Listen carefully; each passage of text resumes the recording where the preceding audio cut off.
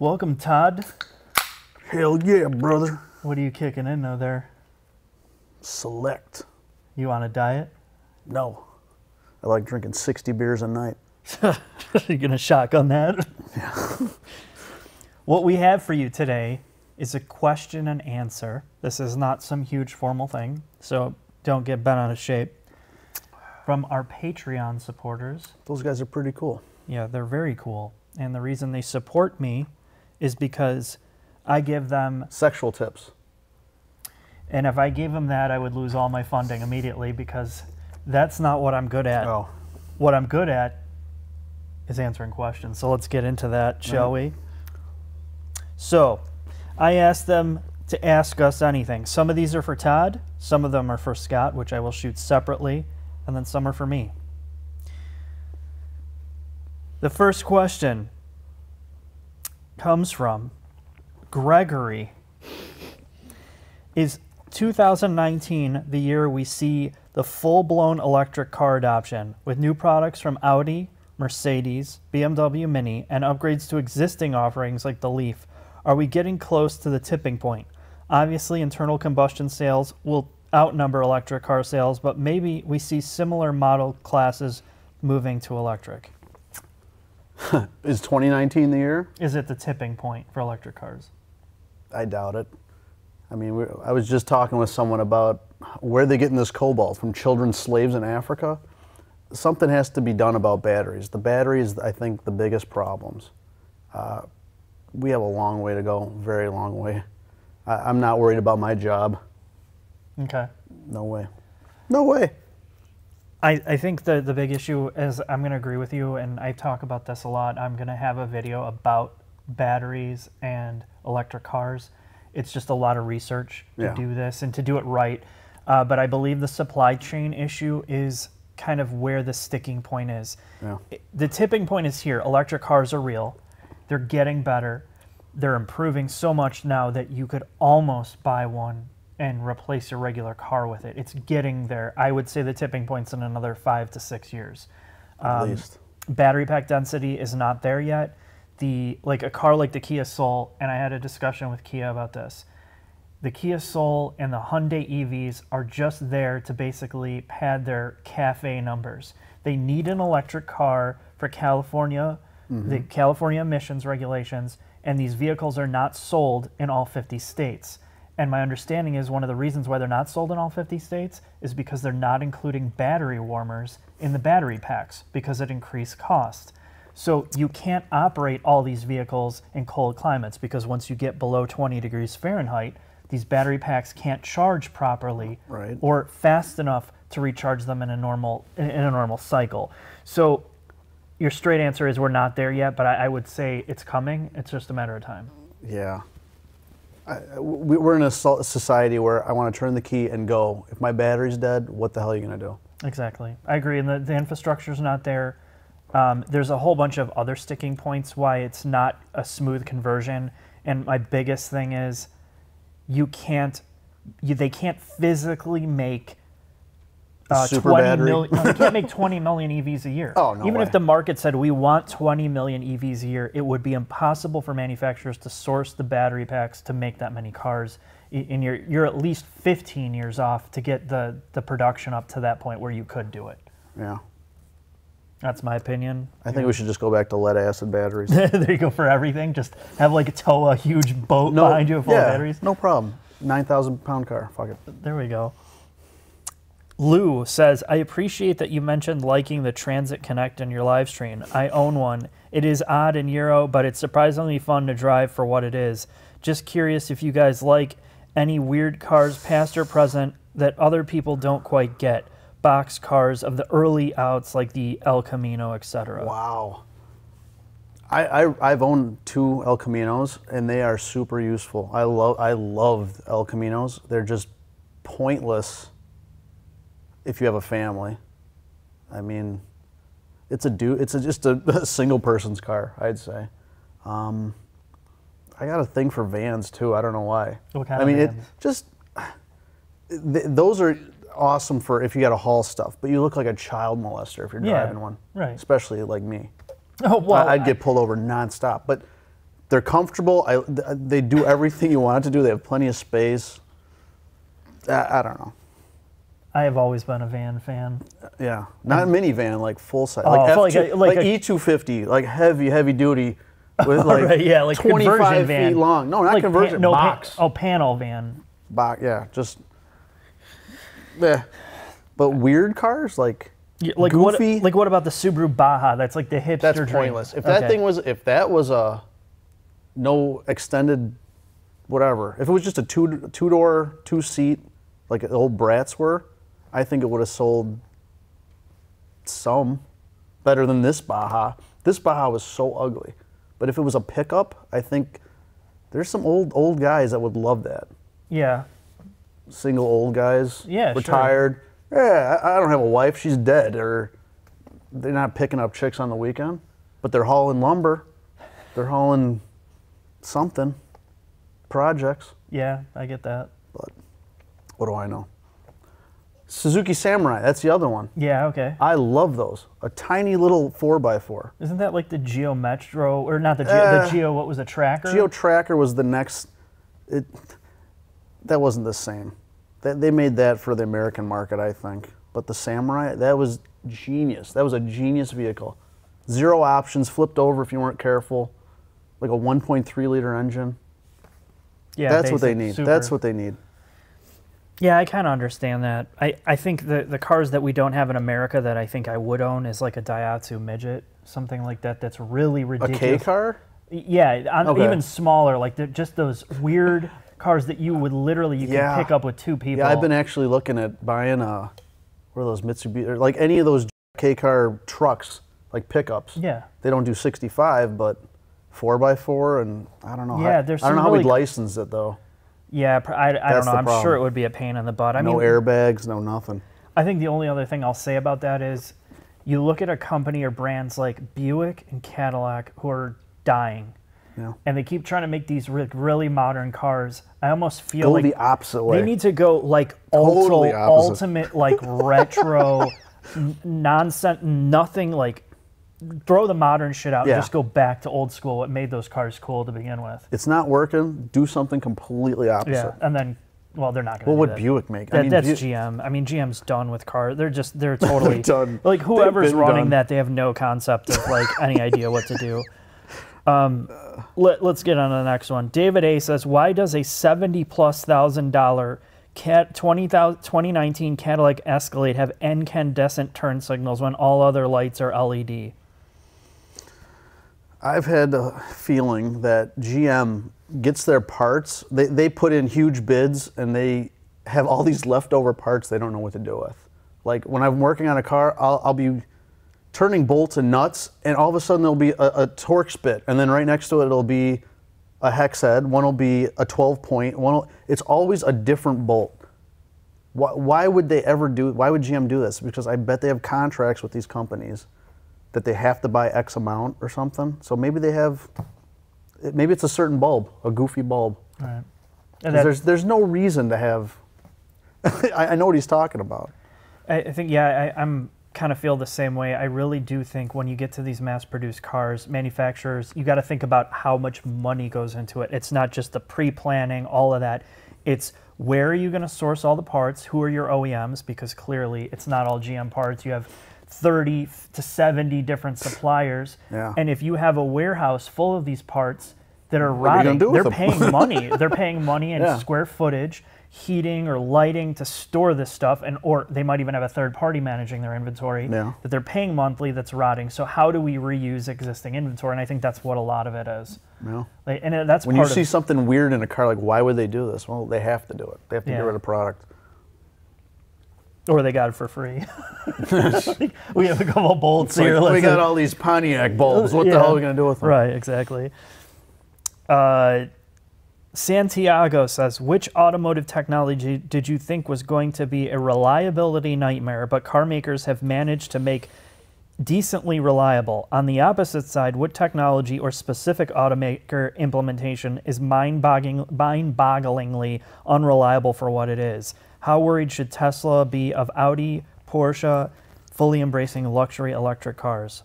Okay, let me start off with what I thought would be good and then turned out to be bad. Okay. Direct injection. Audi came out with that, and it was going to be amazing. Did Audi come out with it? I remember Audi getting it. They were long one of the time first. ago. Yeah. Yeah, Bosch direct injection. And, oh, this is going to give so much power. It's going to be amazing. And then we started seeing all the intakes on Audis, just disgusting.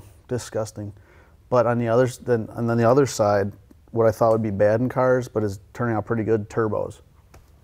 Because I remember in the 80s and 90s when they'd turbo a car, it would just grenade the thing because they didn't have proper cooling, oiling, anything like that. Well, and you didn't have the tuning that's available today. That too. They just put a turbo at they just guess what's going on, and when they had too much heat, it couldn't compensate and all that.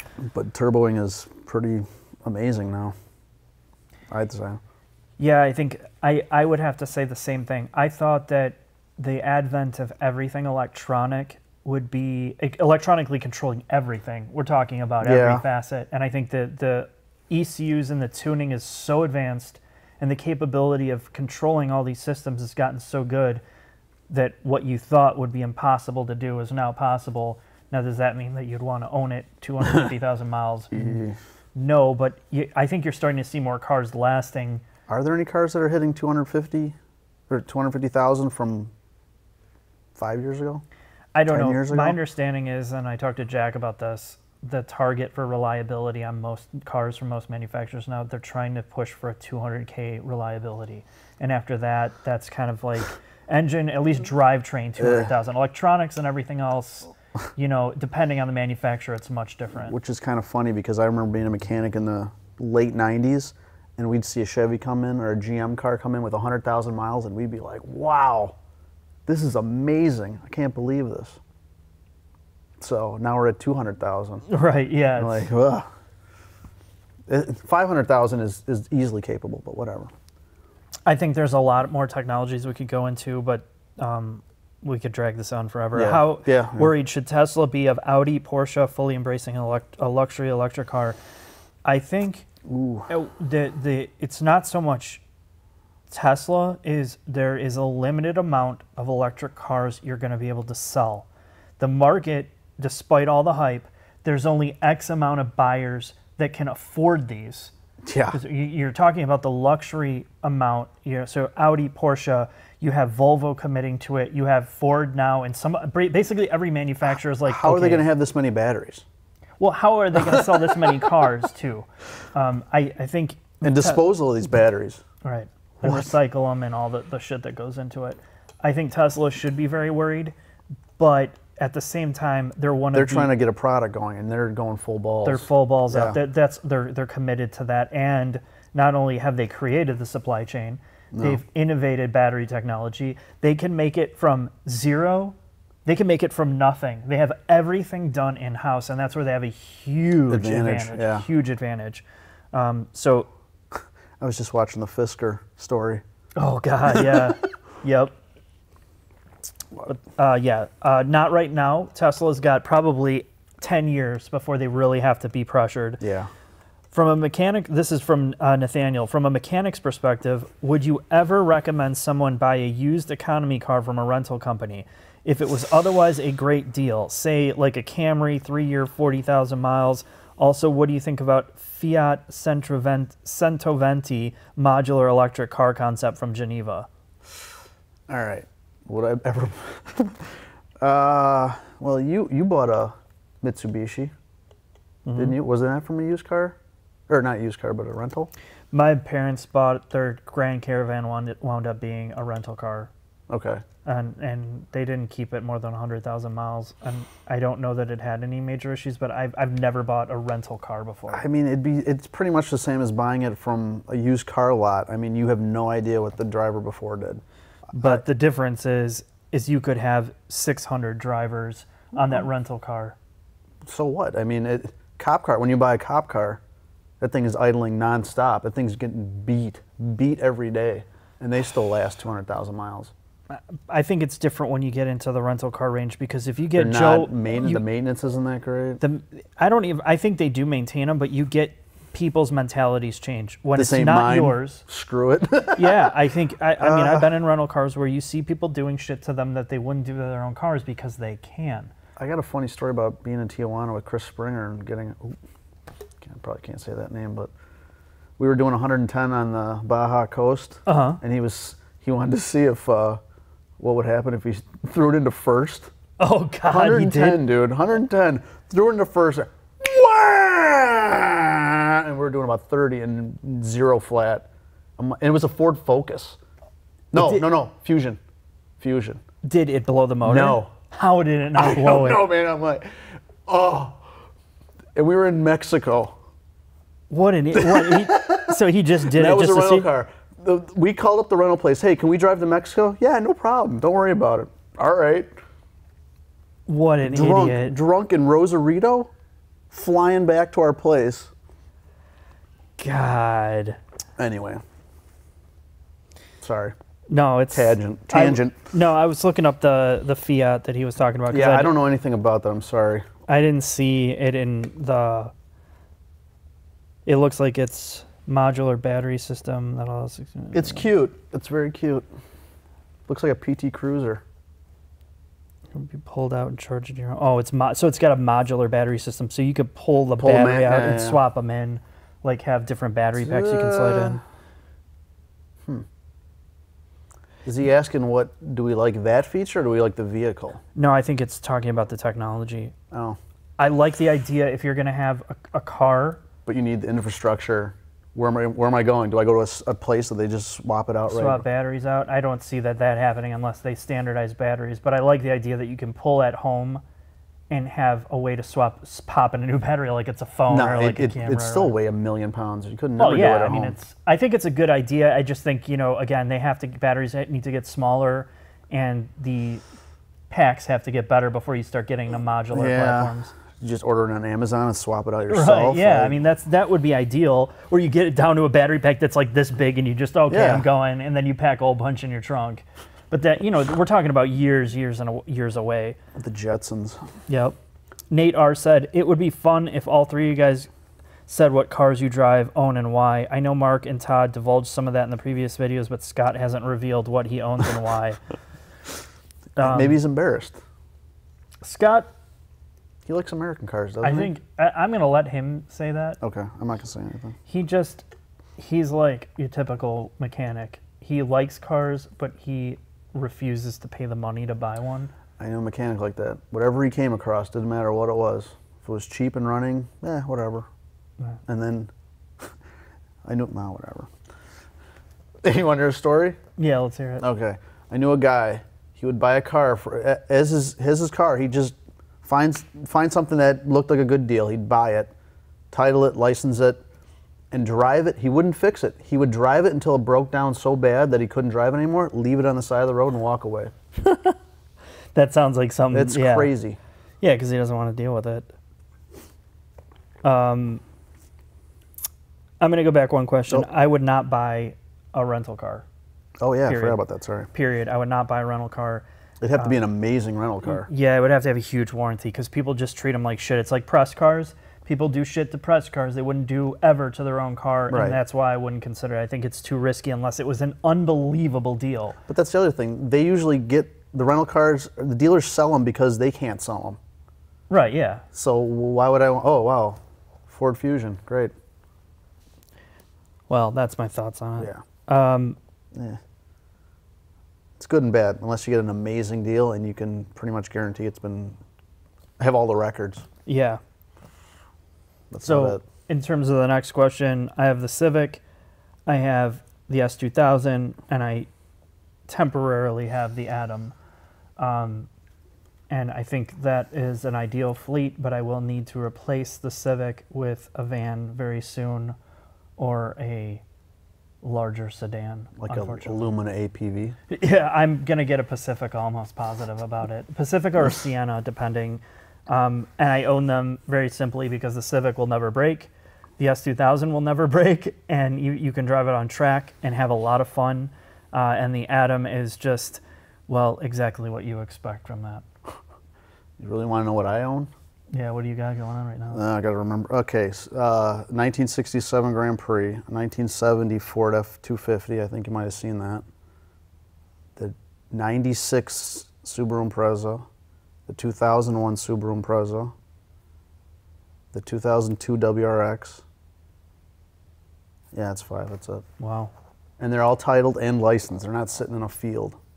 All right. So I got to get rid of one of them. I don't know which one. Probably the beaters. This is the thing. When you're a mechanic and you get really attached, when you rebuild a whole car, you can't just say, I'm going to sell it. It's hard. And they all have over 100,000 miles. Oh, my '04 Toyota Tacoma. Oh, yeah. Oh, jeez. I got to get rid of something. So. All right. No GM vehicles. Oh, I thought you had... A 1996 Lumina APV. Oh, you still got that? I still got it. We got to do something with that. Yeah. Hey, if you guys know what to do with a Lumina APV that runs, give us ideas. We'll jump it off a cliff. We'll have firemen destroy it. I might even have a raffle. I don't know what to do with it. That thing is so disgusting. Nobody would want to come. There's Taco Bell packs all over them. We need to be in garbage bags before we sit into that thing. It's so disgusting. What car offers the best combination? This is from Gibran. What car offers the best combination of low maintenance, good fuel economy, and modern safety for under $10,000? Also, why haven't automakers adopted plastic body panels for their cars like Saturn did? I imagine with modern chemistry and steel, you can make the car still look okay and be safe. Okay, where do we start? The plastic body panels, they shatter. Saturn had it, Lumina's had them. A couple companies had plastic body parts. Oh, Camaros? The 90s, late 90s Camaros, I think. They'd shatter.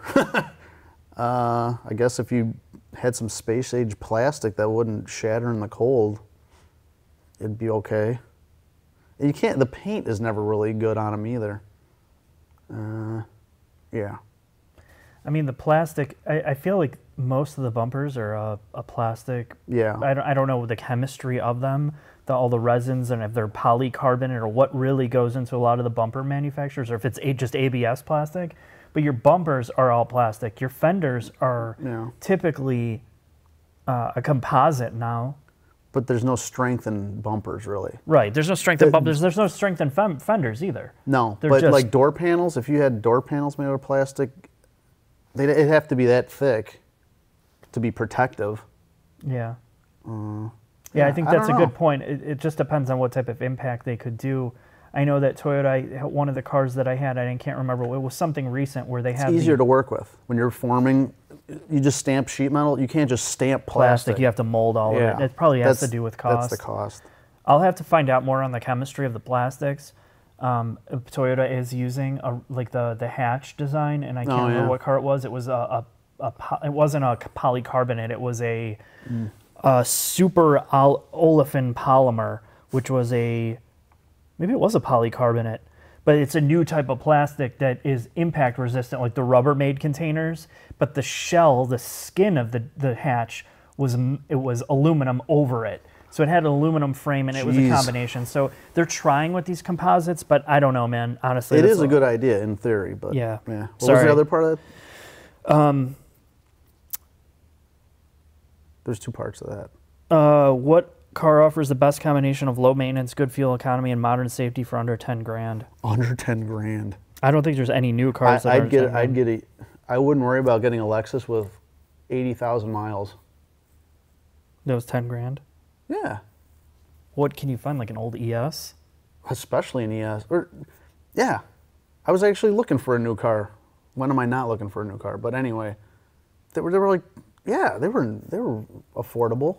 Even the RXs. Yeah, the RX, that makes sense. Yeah, the RX. So that's dependability. They have decent gas mileage. I mean, what were the other stipulations? Safe, good fuel economy, very safe, and low maintenance. It's Toyota, basically. Yeah. Toyota and Lexus, that's it. I would say Corolla, Camry, if you're RX. looking for under 10 grand, just buy any Toyota, even if it has higher mileage. That scares so many people away, like, oh, it's got 80,000 miles. That's way too many. Baloney. If you can prove that it's been taken care of, no problem. I have no problem. My taxi driver, he drives a Sienna, and his last Sienna was 13 years old and had 500,000 miles on it. I believe it. Original transom motor. If you take care of it, no problem.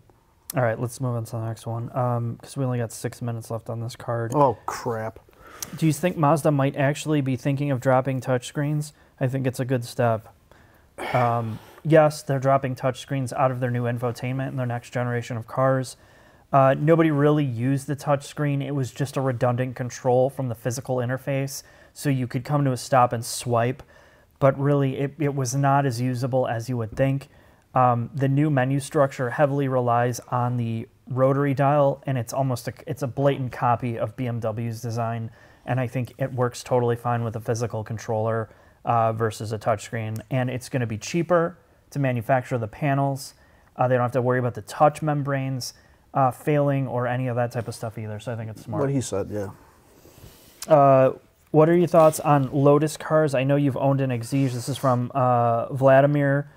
I know you've owned an Exige. Picking up an Elise, the only car I've driven that I like more than is 2000 this weekend. The reason why I wouldn't go back with a Lotus was mostly twofold. One, it took forever to get parts for it. I had the thing in the shop 6 months out of the 16 months I owned it. Now, granted, they picked it up in an enclosed trailer to have it serviced and fixed. But like the AC relay failed, and the AC relay would short, and it would cause the ECU to turn off in the middle of driving it. The car would turn off and restart because the AC relay. And to get that part took 2 weeks.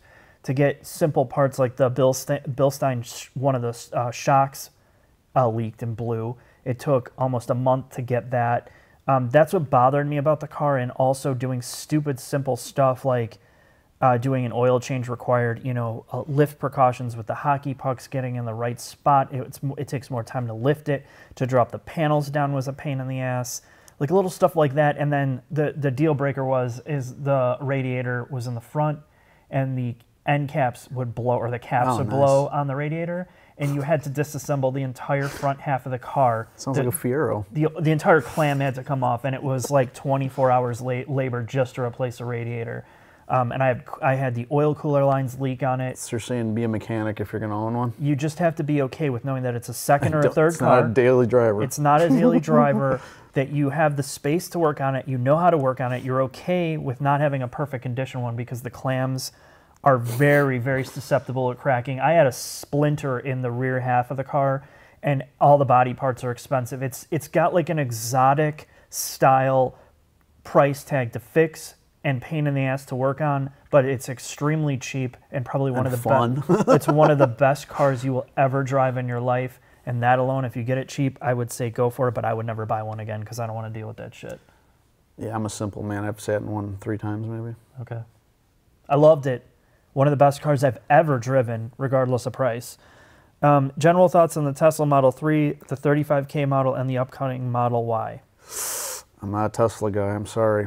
My thoughts on it? Oh, sorry, go ahead. The 3, is that the like minivan looking thing that's supposed to be under 30 grand? Yeah, that's the cheapest model that they just reduced the price on to 35.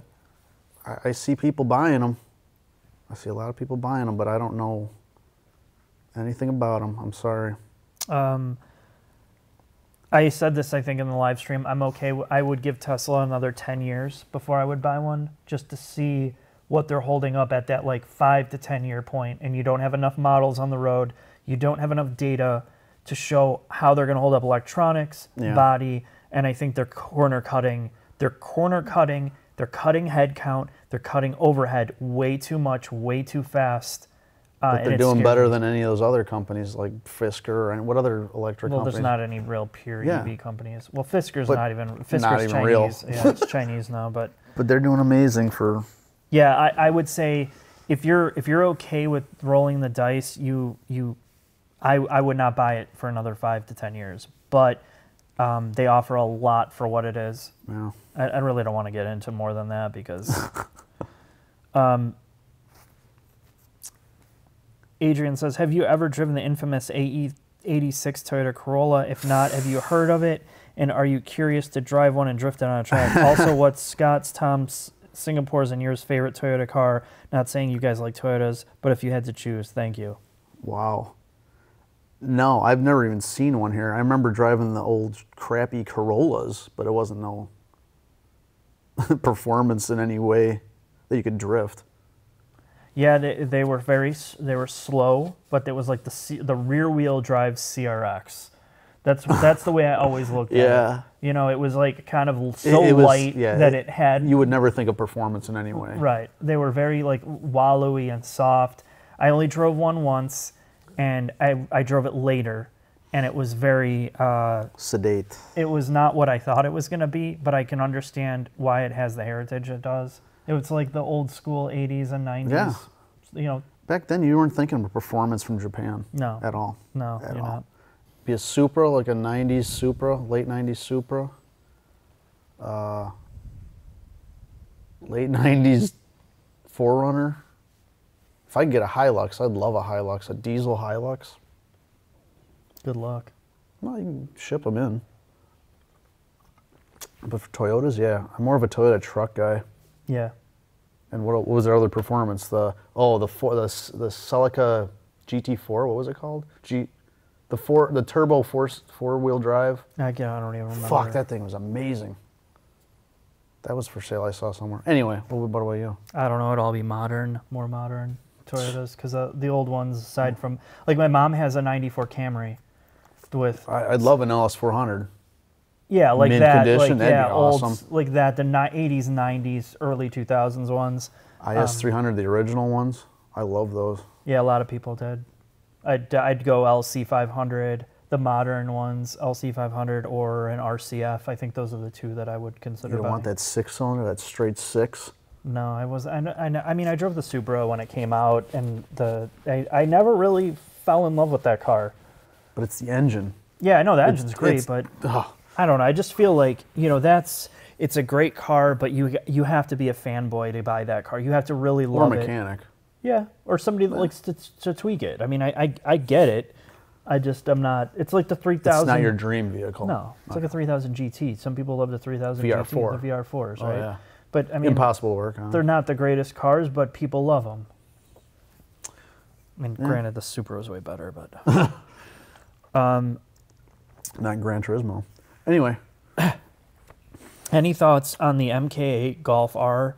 Think it's worth waiting for? Dual injection. I've also noticed that there are literally 0 2019 Golf Rs on AutoTrader. Not sure what's up with that. 2019, that's pretty new. I mean, I wouldn't expect to see many. People are holding on to them because they're going to lose their ass if they sell them. They could be at a model switchover in the factories, and they're just not worried about selling 2019 Golf Rs because it's such a low volume car. Yeah. I like the Golf, and I like the Golf R a lot. I haven't driven one. I was really, really impressed with them. Okay. Being an Audi mechanic, I hate everything VW. Well, I'm not So, saying I would. but- It's the magic of it new. Yeah. Right. Yeah, New, great. No problems. Yes. Yes. So that it's different. I would wait for the next generation personally. They're so close to it now, and if they are going to bring over the true dual injection motor that they left, because everywhere else gets the dual injection motor Except us. and there's no logical reason for it other than cost. So wait. What are your thoughts on the Honda Civic Si? What are your thoughts on which Honda Civic Si was the best generation? Ooh. 90. What was that teal blue color one? See, I'm really nostalgic. It's not about performance. It's just about something that's reliable and fun. So remember the one that when they first came out, they said VTEC on the side? Mm-hmm. That was the SI. That was 90. the 99 Was it? SI. Okay. 99 and 2000 SIs had the dual overhead cam VTEC sticker on the side. It had that blue Yeah. purple. But I think a lot of people will say, you go back, Scott had the old, I believe it was an 89 or 90 Civic. Oh, are we talking Hatch. all SIs or just Civics? The SI Civics. Okay. Because those were... The CRX? Well, that wasn't really a Yeah, Civic. they had a CRX SI. It was still technically a Civic, like the architect or the platform. But it was called the CRX. Yeah, true. So if he's talking Civic SI, definitely not the one that had the shifter on the dash. That was the 7th generation I SI. did not like that one. Yeah, I think that was 2002 that came out. Ugh. Garbage. That was the worst one. I can tell you that was the worst one. The Euro one they imported over here. It was horrible. Like they put the wrong motor in it. Everything was wrong. Yeah, it understeered. Like you could literally, my friend, you remember Tim, he had one. And I ruined, because I was so angry at him, I drove his SI through one autocross, and I ruined his entire front right tire. Did you tell the cords. Did you tell our folks about what he did to your? No, I didn't bring it up. I never told the story. It's just not. It's not worth it. Okay. But yeah, I ruined that dude's tires to get back at him. My favorite generation was the 6th Gen SI and the 8th Gen SI. I think those two were the best. That blue one, I have dreams about that thing. My friend had one. I love that thing. I just love driving. I love being in the passenger seat. It's amazing. I loved it. That was before, that was still right when they were light. They had a really good. It was that transition. It was like right before they transitioned out of like the fun aspect. Would you sell your S2000 for a 2019 Miata Club with the BBS package? I have an S2000 and I'm considering this. I would love to know your opinion. Yeah, it's you. No, I wouldn't sell the S2000 for that. I don't think that the new Miata is going to give you the level of satisfaction of that S2000. But if you want a new car that's going to do, probably, I haven't had them on track, but my guess would be if you did suspension on the 2019 Miata, the new one, it would be faster than an S2000 on most short tracks. I just don't think it's as edgy. There's just something about it that is lacking. I would keep the S2000. If it's paid off, definitely keep it. And then if you want a Miata, just get that separately, lease it for a couple of years, enjoy it, and then, that's it.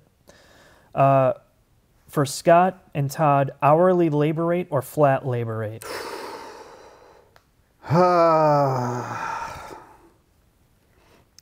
Me personally, I'll do full. It really depends on where you're working. Because if it's all warranty stuff and easy stuff, when I was working in Infiniti, the book time was 6 hours for doing a dash on an FX35. I could do it in 2 hours. So I could bang those out all day long. It all depends, man. It depends on where you're working. It depends on the manufacturer. So if you're working at a dealership, you could decide easier than if you were working at an if I was hourly. Yeah, see, if I was working hourly doing those dashes and didn't have a book time, I'd have to take every bolt out and then just kind of sit there. I'd have to stretch it out and I'd have to scam to make good money.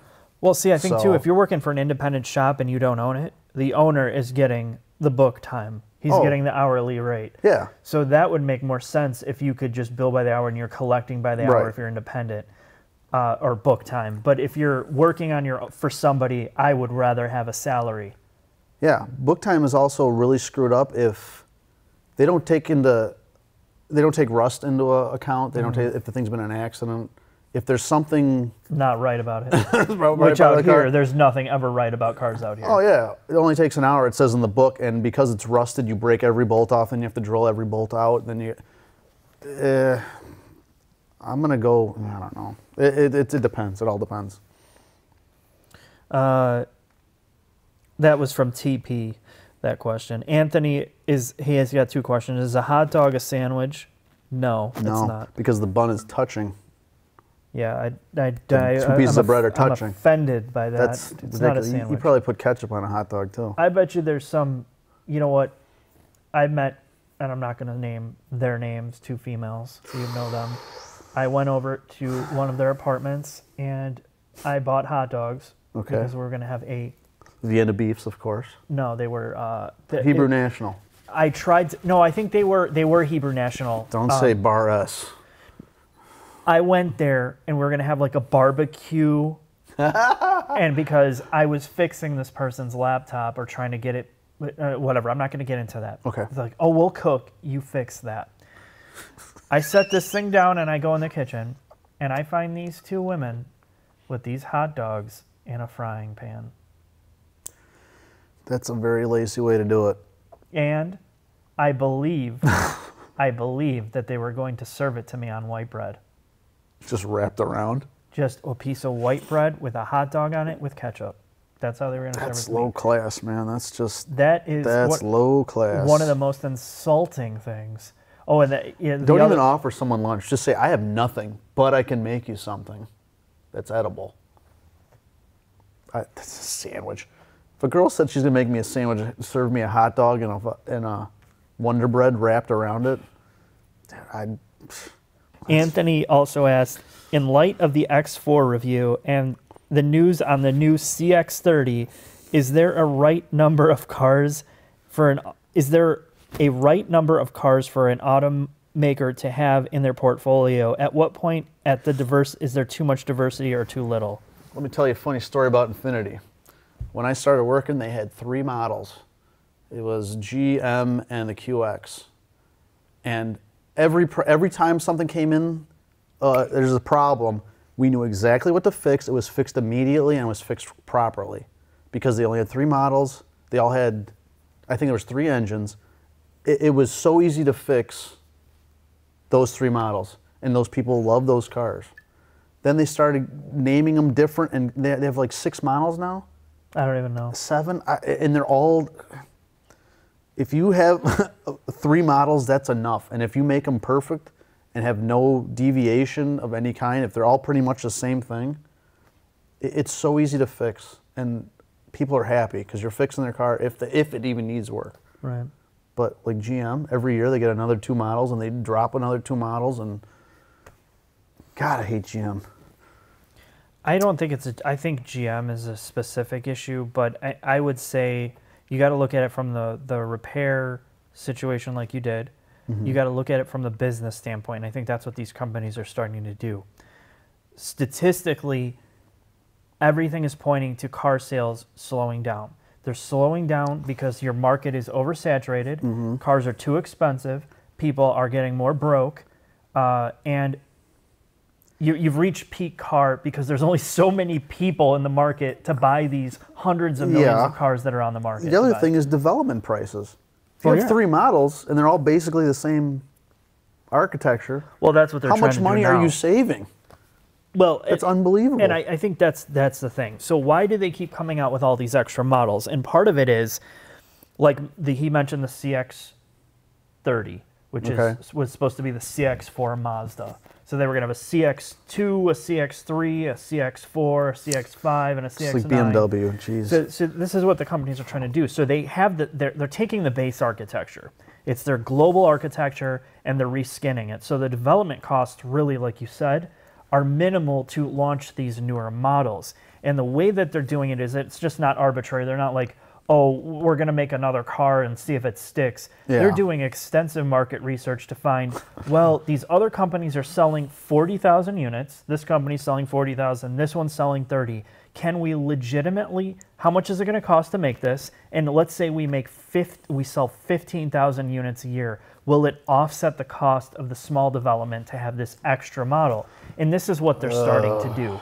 They're trying to play the numbers game of how they can fill these little small market gaps. And my belief is, and I've said this before, BMW, Ford, GM, a lot, like now Mazda's trying this. A lot of companies are just watering down their product portfolio, where if you can't remember the cars they even have, and that's the thing, you can't even remember the cars and all the models. 2 years ago, 3 years ago, what'd they make? I don't know. That's if you're making disposable products, you're watering down your brand, you're hurting your brand image by having too much to chase this potential that you could sell a few more instead of, and that's what I said about Ford. This Edge is a perfect example, and Ford is a perfect example of they don't know where to put their money. They don't understand that they need to put their money in certain places, and they haven't. And now they're just like, well, people aren't buying cars because you ain't making a good car. You're not putting the effort into it, and people are not going to continue to buy that when you have another company over here. Like, this is $50,000. $50,000, and when you look on the inside, it's worth no more than 20. It looks like a car that should be $20,000 to $25,000. I get out of a CX-5, I get out of the RDX, which was the same price as this, and you see how much more attention to detail is there underneath, inside, the drivability, and there's no excuse for it, and that's why these companies will fail. It's not because they didn't have the right model and the right segment. Exactly. It's just, you can't fool customers anymore, and that's it. All I'm going to say about it. Carl Belzak, what type of drones do you use for filming? I used a Phantom 3 Pro before, and I crashed that thing probably 20 times, and you could see just the overall quality of it decreasing. Are you going to post a video of that crashing? I have. Oh, it's cool. Actually in my Nomad, the aerial Nomad video. I crashed it. It's amazing how much it held up from all the crash. It still worked, but the video quality was there was such a disparity between the real cameras I use on that I kind of stopped using it. It's really hard to fly by myself. If like I want to do a drone shot, I can't go out and film myself driving with it. And then lastly, the batteries do not work in the cold. So about 40 degrees, it just lands itself and you're fucked. So I stopped using it. But I just bought a Mavic 2 Zoom with heated batteries, and the shots that I got from this thing already, which I showed you. Pretty amazing. It's amazing, and it has all the tracking stuff. So I can drive it, and it will fly itself while I drive. And soon we're going to be putting a Glock on there and seeing... Yeah, I'm going to be shooting like animals, like going hunting. Animals, people, what are you talking about? People, yeah, I guess. Then I go to jail. Ex-girlfriends. That's on you, bro. Just switched. Oh, yeah, whatever. Sorry. That was from Carl. Darren Jacobs. Should one avoid cars with direct injection gas engines? Are all GDI engines ticking time bombs? Seems like Ford and Toyota are the only alternatives. It's not a time bomb. You just have to realize that you're going to have to clean it out. I mean, if you love, like Audis, if you love the car, just realize that there's going to be extra service when you have direct injection. Yeah, I would say, Toyota has dual injection. Ford has switched over to dual injection now with their new generation. Audi VW are switching over to dual injection. I would prefer to have that. Yeah. If you're going to do it, just go with the dual injection. Unless it's some car you love and that's the only option motor available. they have. I mean, I don't know what's the best direct injection motor that people have to have. I don't know of any. Like the R8 motor, is that even? Yeah, that was the only one I can think of. I remember V10? at Audi, this guy loved this car so much, and he's like, I don't care. I'm like, okay, we'll fix it. Well, yeah, and at that price point. So yeah, that's it. Your Patreon. This is from Ted. Your Patreon supporters are dedicated car enthusiasts. Many of us prefer sedans. Even though the market trend is CUVs, most of us aren't able to buy the latest 500 horsepower cars or sedans, and a lot of us are turned off by the $50K price range of compact sports sedans, $60K for a midsize. What do you guys recommend as a good value in a used sports sedan? My nomination is for the Infiniti M56 Q70 5.6 spacious, reliable, naturally aspirated V8. You want spacious, huh? Well, what do you think of their 5.6 V8? I don't really know that much about it. I'm sorry. Okay. But wow, let me.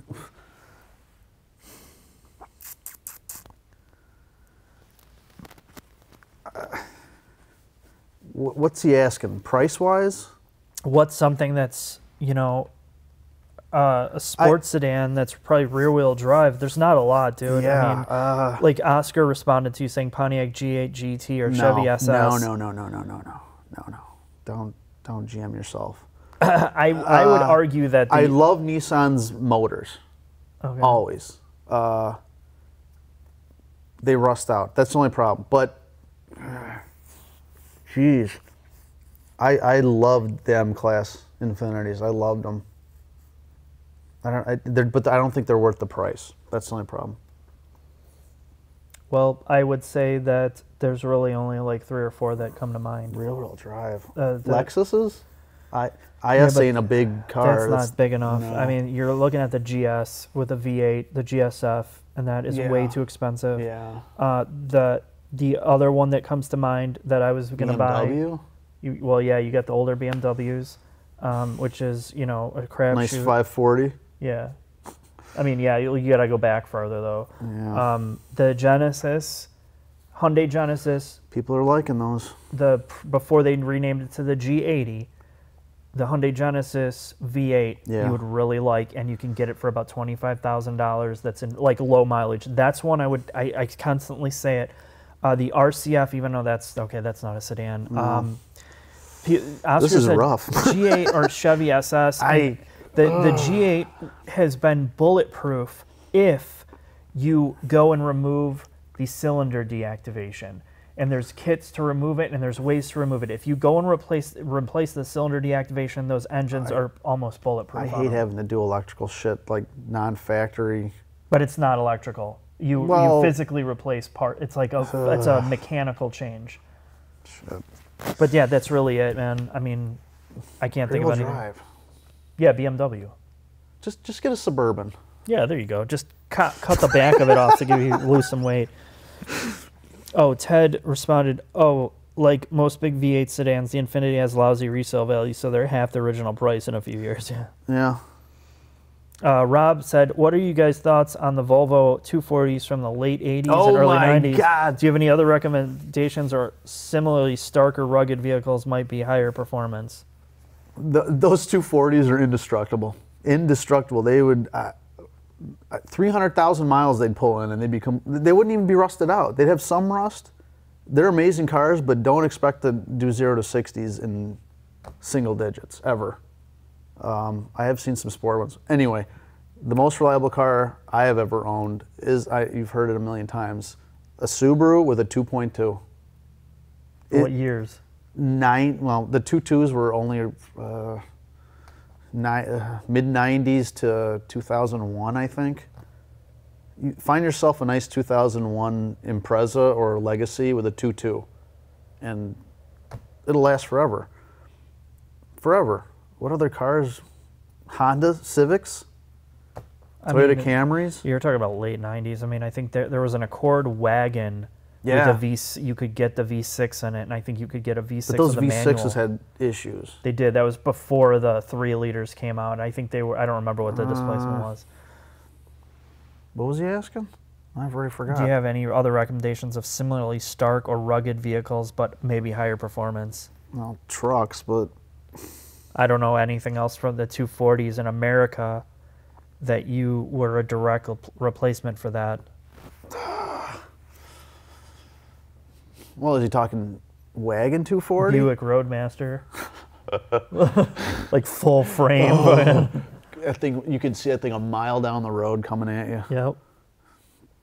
Just rugged or reliable? There's a difference. Rugged means you can jump it off a cliff and it would still be running. Yeah. Reliable is just it starts every time and runs. I don't know. Do you have any thoughts? No, I Do you have don't. any questions? I'm just making sure the camera's running. Oh. Yeah, it is. 23 minutes. We got... this is 50 minutes so far. What? There's 11 minutes left on the card. All right. How many do we got? Not too many. Okay. Faster. Have either of them checked out used cars that customers brought in for pre-purchase inspection, and what was the worst thing they found?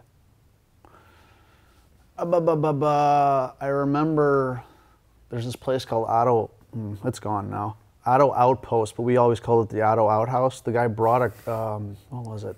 A Mercedes 190E, and it was like an 88 or 89. And it was a kid wanting to buy it, and his dad brought it in just in case. And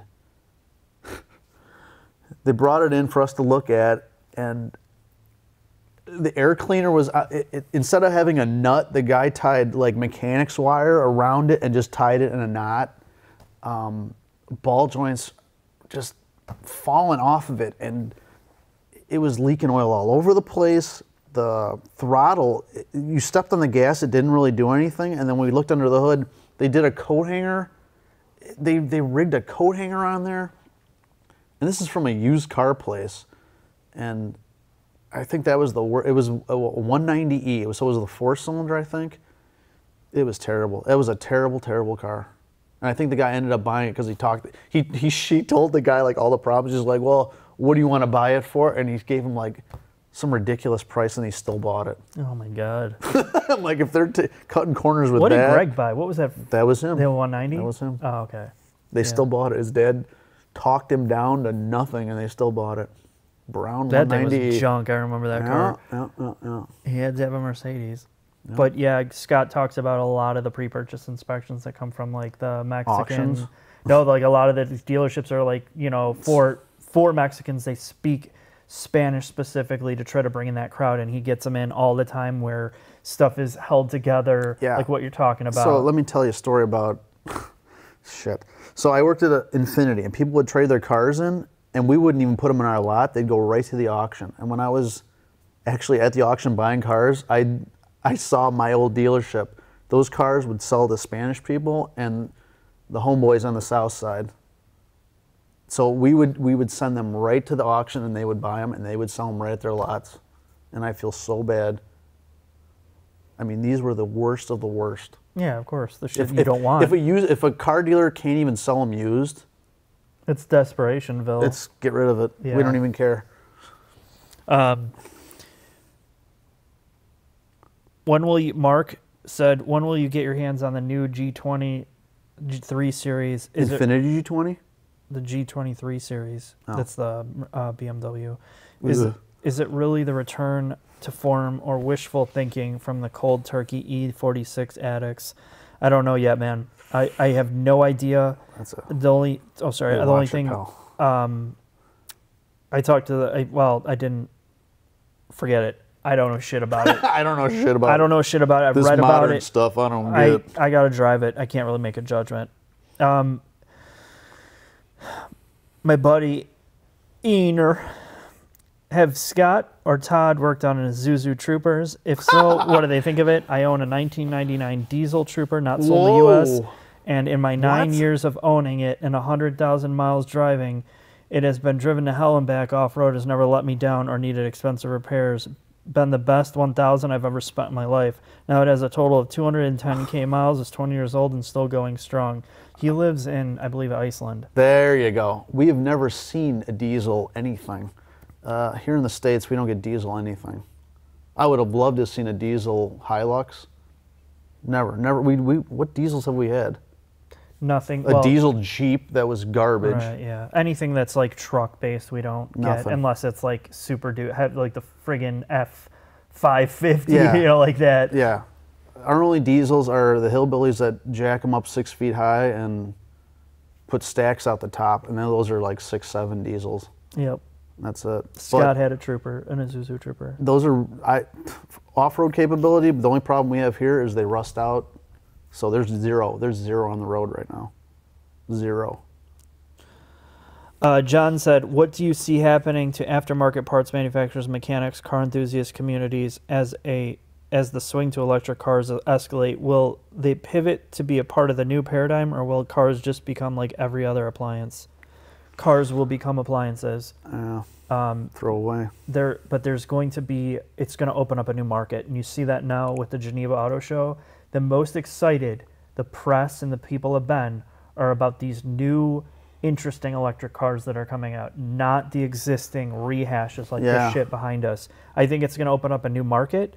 I think there's going to be a lot of appliances, but it's also going to open the market, as long as regulations don't rule them out, for cool gasoline cars as well. Because see, that Bronco, I'm really interested in that. Okay. And there's not just electric people. There's hillbillies and goofballs like me that love that old stuff. Mm-hmm. And I like the Demons and the Broncos, man. There's guys that are going to love that and buy it immediately just so they can get laid at the bar. The local bar. Yeah. I think that there's plenty of space for both, because the more you push to electric, the more people are going to resist it, and they're going to have the opposite camp. I only want gas. And you're going to have two camps, and you're going to have the niche in between. You're going to have exotic, extreme electric cars, and you're going to have exotic, extreme gas cars. Yeah. So I think I don't think any of it's going away. Let me see how much time is left on this card, because we're done. 5 minutes, so we got to answer the rest of these. Okay, quick. What affordable track-only car do you recommend? My AP2 is on its last legs. Engine is okay, but the transmission is toast. 160K in terms of mileage. Also, are Hyundais worth driving? These reports of recalls and engine fires aren't exactly confidence-inspiring. Yeah. AP2, fix it. If you're paid off, get a new trans put in and just sit on it. I know you're probably sick of the car, but just get it done right. Get the clutch done unless the body's shit on it. And just hold on to it, because really your only options are like a 370, the FRS BRZ, the Miata, and used BMWs and stuff like that. There's really not a lot aside from the S2000 that's affordable that you're going to have fun with. The Hyundais, I like older ones. the older Hyundais. Yeah. I don't mean like 89, but these new ones are scaring me with all these recalls. Yeah, and Scott's got the Sonatas coming in now. The 2002, or I'm sorry, the 2009 through the 14s have rod bearing issues eating their motors. It's a matter of do your research. Your 1.6 turbo motors are solid, and the 2-liter turbos are okay. But if you're going to get one, I'd say the 1.6 turbo is your best bet. The Hyundais are okay. I mean, they're like, if you look at how much progress they made, like the Santa Fe's, like I just did a video on that. I think they're good enough to buy it, but I still would lease it. There's not any new car that I wouldn't lease. Mark said, what vehicle would you recommend that is quick and fun to drive, but still has the ability to tackle off-road trails in national forests and BLMs? No rock crawling, just trails to get to remote areas. Reliably or quick and fun to drive. That's that any vehicle? I don't know. You must be talking about a truck or Forerunners are amazing. I mean, they are pricey, but you're getting they're too slow. Those are not quick and fun to drive. But if he's talking trail, those are amazing. Yeah, you got to rule that out for quick and fun. There's define you can't quick on the trails, quick on the highway. That car is not quick or fun. On the trails? If he's talking about trail, that's a perfect trail vehicle. What vehicle would you recommend that is quick and fun to drive, but still has the ability to tackle off-road trails and fun? You're talking about a Subaru. That's what he's talking about. Yeah, but can you really take a Subaru on the trails? What new Subaru? The XV? I don't know. Something. Older Subarus, Foresters. Just get a WRX, an 02 WRX, and make it a Group B. Just rally it out. I mean, yeah, your only option is... Or a truck. Fast. What's the Ford? Raptor. Yeah. That's it. Raptor. If you want fast and off-road capable... That's a tough one, dude. Raptor, man. Raptor, man. Tobias said, I'd be interested to hear Scott and Tom's thoughts about the impact they could see to their occupation, about the possible major changes in vehicle technology on the horizon from fossil fuel-based propulsion to battery electric fuel cell. I was wondering if it can really be as radical as perceived, or if for the insiders is just one of the many changes, if there were ever so many in the past with new safety technology and emissions. So it's all still mechanical. It's not like we're going from, it's still a motor, it's still an engine, it's still mechanical, it's brakes. I'll always have a job because I can figure out mechanical things. What I'm worried about is the dealerships they're making cars so hard for mechanics to work on that you go train at whatever company and you stay at that company, because every other car is going to be completely different to work on electronic-wise or with the technology. If you were a Ford mechanic 20 years ago, you could work on any other car. But now that's the only thing I'm worried about. Savage geese. What a waste of skin. Man, we gotta get rid of this guy. I'm gonna show you how, but first, let's tune this Subaru. I think 60 PSI should be good. Yeah, let's do it!